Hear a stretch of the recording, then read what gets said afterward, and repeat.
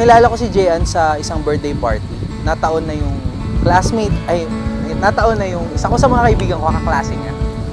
So, instantly, medyo napansin ko siya. So, nagpa-cute ako sa kanya. Ganun ang ginawa ko. So, nilapitan ko siya, nagkahingi ng number, then, dun muna.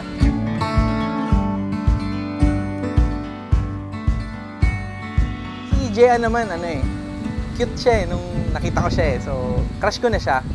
Kaya nga, kinulit-kulit ko na rin, tinext-text ko. Pero, for some weird reason, hindi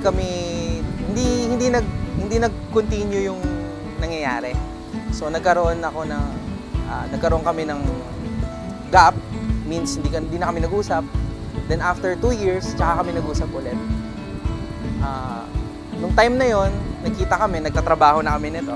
Nakita kami, nagkainuman ng konti. Tapos nag-offer ako na ihatid siya pa uwi. Kaso, medyo baguhan ako nagdadrive nun. Naisugod ko yung sasakyan sa baha. So, pumasok yung tubig. Sobrang nakakahiya, jahe talaga. So, ayun, after that, di na kami uli nag-usap kasi syempre nakakahiya na, di ba? Sobrang jahe naman na yung sitwasyon. So, dumaan yung taon, 8 years after, parang for some weird reason, piniem ko siya sa Facebook, kinulit ko, sabi ko, manood kami ng sine. Si Jean, siya yung tipong tao na ayaw niyang biglaan. Kaso sa sobrang kulit ko, pumayag siya. Pero hindi kami nakapanood noon, nag-milk tea lang kami.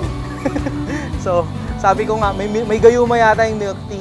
Kasi after that, parang sabi ko, gusto ko na talaga tong babae na to. So, yung ginawa ko, niligawan ko siya araw-araw yun for for a few straight weeks. Diniretso ko na talaga. Sinabi ko sa sarili ko noon na pag naging kami na, pakakasalan ko na kaagad.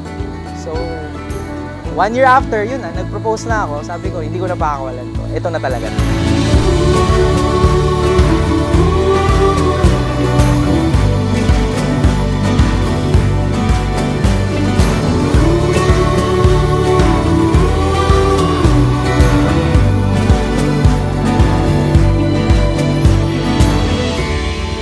Kung titingnan ko naman lahat ng ibang babae, siguro marami naman talagang may kaiba-ibang qualities ang isang babae. Pero with Jean kasi, nakita ko talaga naramdaman ko. I have this gut feel na siya talaga.